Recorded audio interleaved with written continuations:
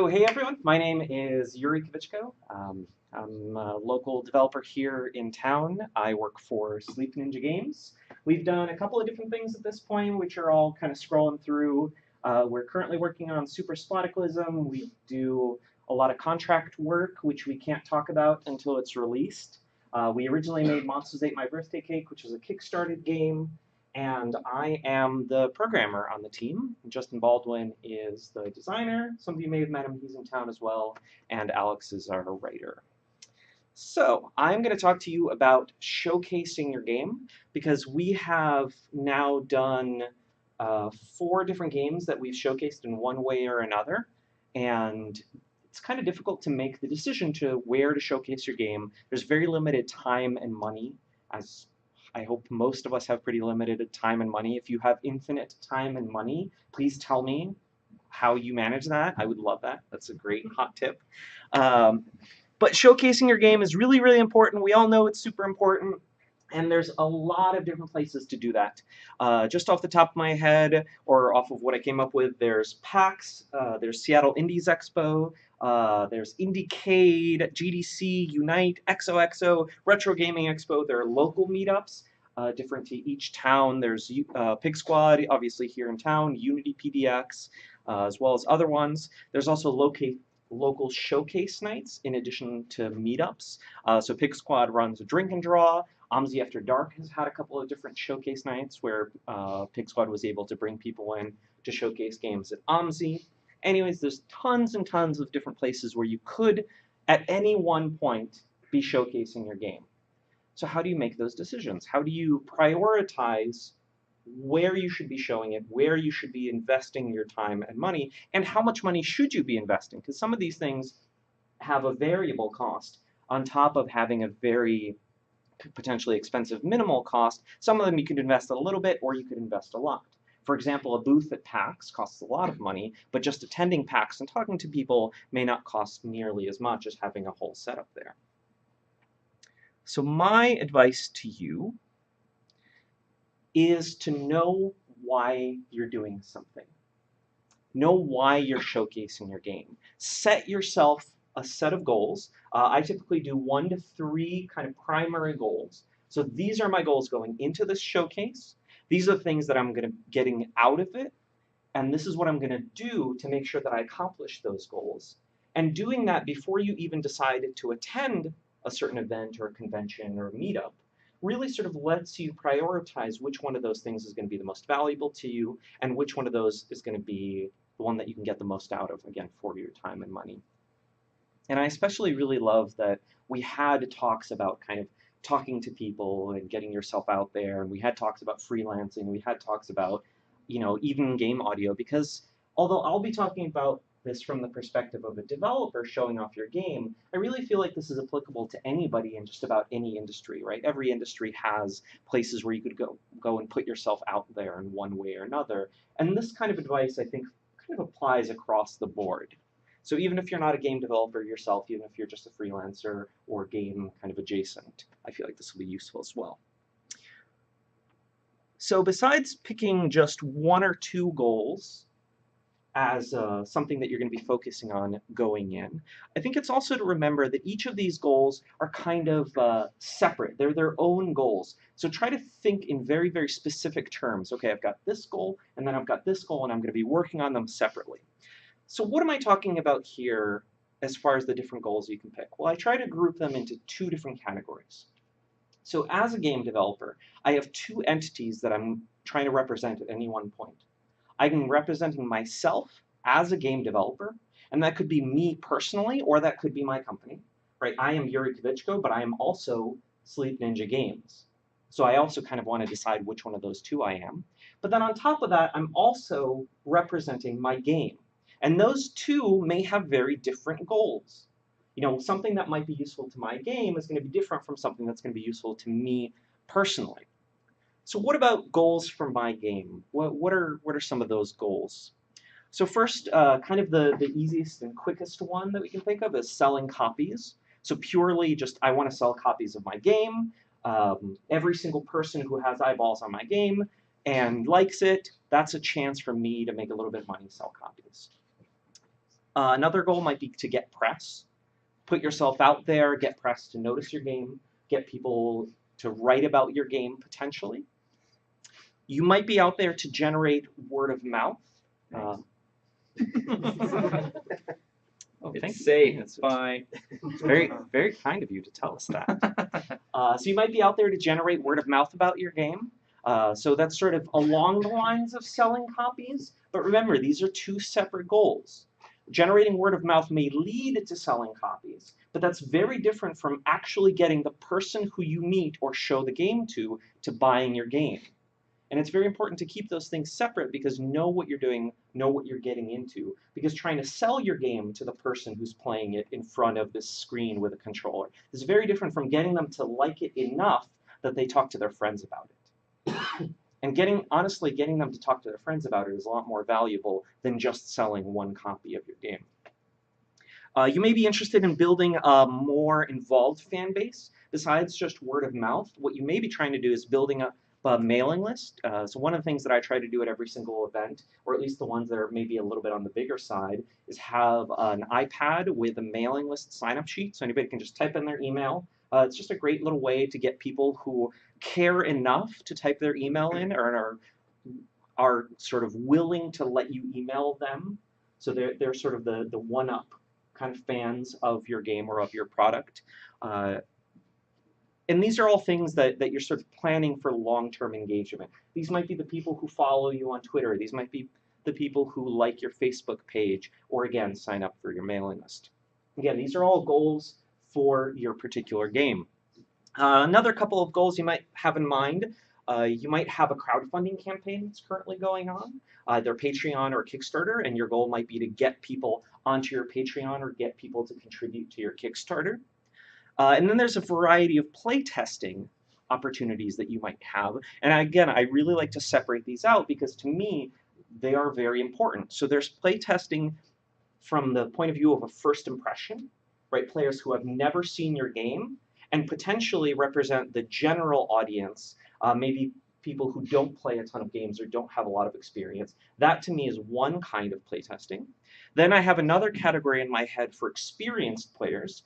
So for those players who either have seen your game before, maybe they've seen it in an earlier development stage, or maybe they're just very experienced with the genre of the game that you're in, you're going to get very different types of feedback from people who are kind of getting a first impression or sort of novices to your game versus those who are experienced either in the genre or have played a previous version of the game. And of course, there's playtesting for other developers. Again, developers are also going to have very different types of feedback that's going to be valuable at different stages of development of your game. For example, I really like to get developer feedback very early on and very late. Those two are when I look for a lot of developer feedback, because very early on, I might get some really great ideas from other developers of where to go and how to solve problems. And at the very late stage of the game, developers tend to be really, really good at finding kind of these small little tweaks and small little moments and pieces of thing that you can change that might be helpful. And then the last sort of goal to keep in mind for your game is just finding your audience. Maybe you don't know what your audience is at all. Maybe you don't know who's going to be a fan of your game, and that can actually be extremely valuable because that can let you focus all of your efforts. So for example, Monsters Ate My Birthday Cake, we were originally making the game kind of for adult versions of our kids' selves, if that makes sense. You know, we grew up on Zelda and kind of these cute little puzzle games, and we wanted to sort of make an adult kind of version that we would enjoy playing as an adult that sort of harkened back to that. But in addition to kind of knowing that existing audience, we actually also found that it worked well as a kid's game as well. And I guess that, you know, in some way could be kind of obvious because it had this cute aesthetic, but it's something that's really important to know and sort of keep in mind. You might be surprised the kind of audience that you discover for your game that you didn't maybe previously imagine. So those are all goals for your game. Now there's going to be a whole different set of goals for yourself, especially if you're a freelancer. This is going to be super important, or if you're a small studio. Goals for yourself and or your company. So first of all, there's raising awareness about yourself and building your brand. It's very cynical language, but you know, it's got a sort of meaning behind it. The more people know about you, the more people are willing to help you, the more people are willing to generate word of mouth about you. And you know what? They might not buy your first game, but what they might do is they might buy your next game or the game after that, or they might help you in other ways. The more that people know about you as a person, the more of a personal connection they have with you, the more they're willing to help you out. It's also really important to network with other developers. Other developers are your support network in some ways. They're going to be the people that you hire potentially if you need some contract work done, and you're going to be able to vet people ahead of time instead of scrambling for looking for somebody to do this implementation of a thing you don't have time to do, or finding an animator, or finding, you know, an audio person, for example. You really want to have those networks prepared ahead of time so you're not scrambling to find somebody and doing a lot of vetting maybe when you're in the moment and you need something last minute. And also, if you're looking for if at some point you need some consulting work yourself, maybe to prop up your budget for the year, other developers are going to be a big help as well. You also want to be able to network with developer tangential people. So these are going to be publishers. These are going to be platforms. So platform holders like Nintendo and Sony and Microsoft, getting those relationships built can be really important early on. There's also publishers, marketplaces. You might be able to build connections with people on Steam, and maybe some of those are a little bit less personal. Maybe some of those are just a matter of setting up the kind of necessary stuff for that. And of course, press as well, right? Getting to know press and really getting connections with people, because as Josh was talking about, right, there are those 13,000 emails. It's so much easier to pay attention to somebody who you already know, who you already have an associated face with. You know, even though you may have met them at an event 3 years ago, that tiny little, you know, recognition can still be a really, really big deal when they get your email in the inbox. And then the last two are sort of research and education. Finding out new techniques, new ways to do art, new technical skills, learning about problems that developers have already solved and kind of having solutions to that, and also inspiration. Inspiration is a really good one too. Seeing what other developers are working on, kind of being excited about working on games, because, oh, they're doing that really cool thing. Oh, and that gives me ideas about my thing. All of these things end up contributing to your motivation and your sort of pool of ideas as far as working on your own game. Like, that's all going to feed back and make your game better.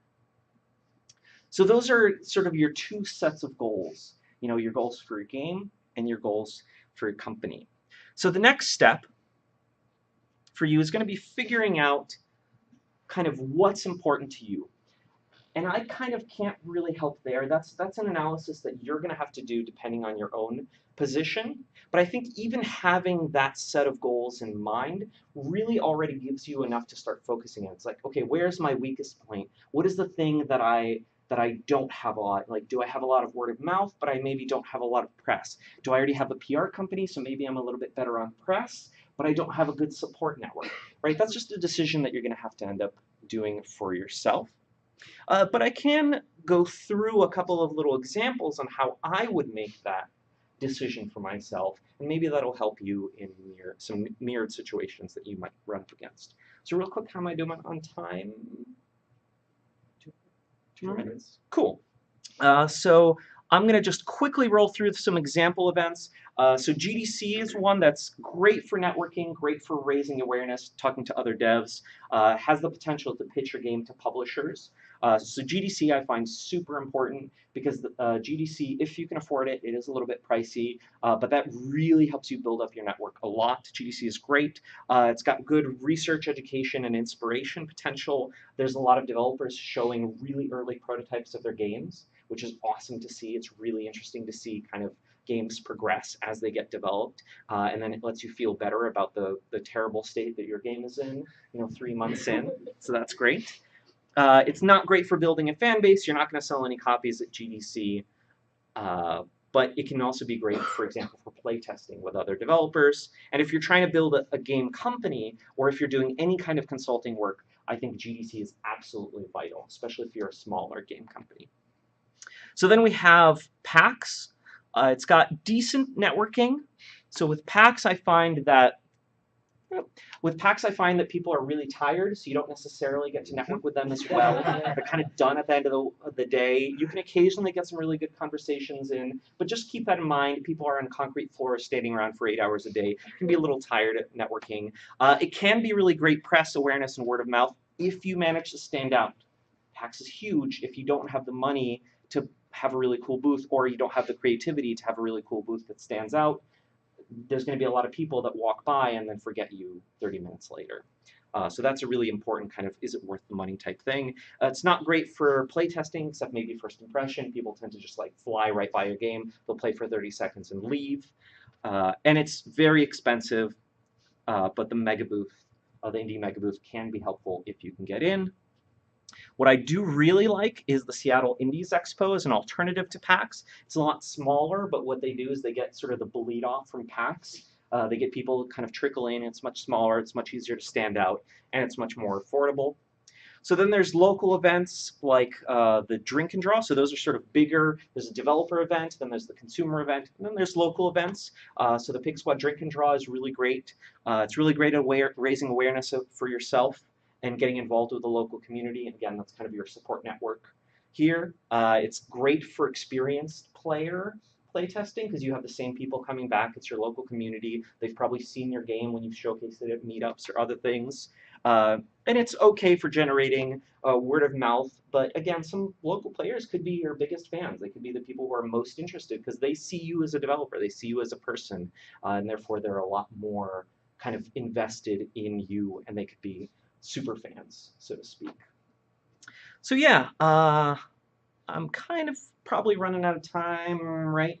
So I'll do one of my little case studies, just because this one I already talked about. Monthly, by my birthday cake, we found out that we had a kids audience via Retro Gaming Expo. So we showed at Retro Gaming Expo, and that was really cool because we were able to find our audience there.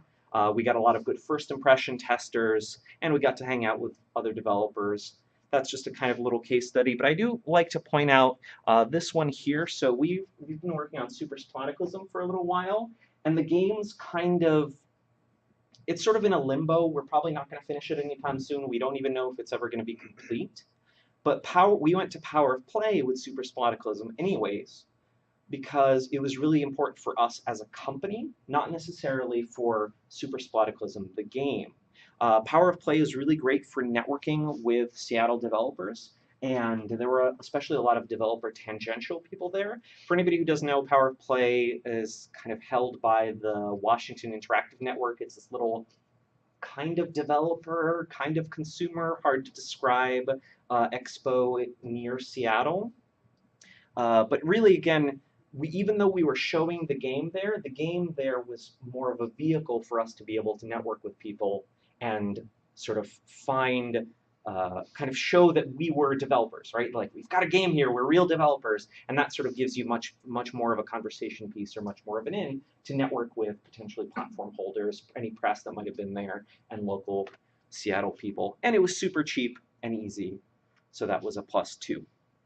So my last little bit of advice here is everything that I've talked about, there's a very cynical take on it, which is, oh, it's networking, everybody hates networking, it's marketing, blah, blah, blah. And the way that I like to fight off that cynicism, because all of this stuff is super important to your success as a game, as a company, as a person, the way that I like to fight off the cynicism is to be super genuine about everything. Really, really care about everybody that you're talking to. Really, really try to communicate with them as a person. Don't just try to fake it, because if you fake it, they're going to know. And if you don't care about a person, don't try to force it. Really, like, they're going to know, and they're going to think worse of you because you're being super fake about it. Like, all of you have had the experience, I think, of like having a really fake conversation, and you know that that person's fake, and you're like, you don't care about me at all. You just want what I have to offer you. Don't be that person. Be super genuine and follow the sort of leads, or follow the people that you're going to be genuine with. Kind of invest in those people. So yeah, that's my talk.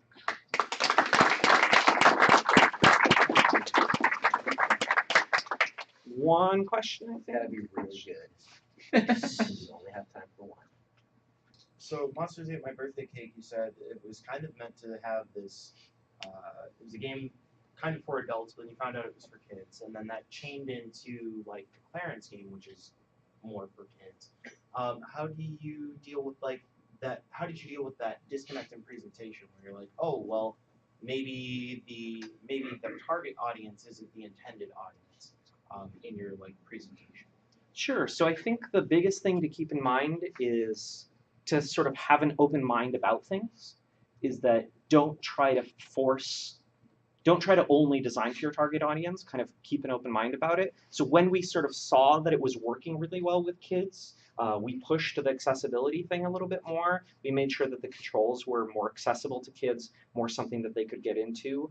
So one of the things we talked about early on was having a virtual joystick. And we always knew that wasn't going to be great anyways, but especially knowing that kids were going to play it and kids have kind of less of a good time with big iPads and on-screen controls. So we just made sure to focus on a really solid touch control scheme on mobile so that kids could really get into it and make sure that worked for them. And we actually ended up testing it at the next Retro Gaming Expo when the game was almost done and kind of confirming that that worked decently well. Cool. Thanks, everyone.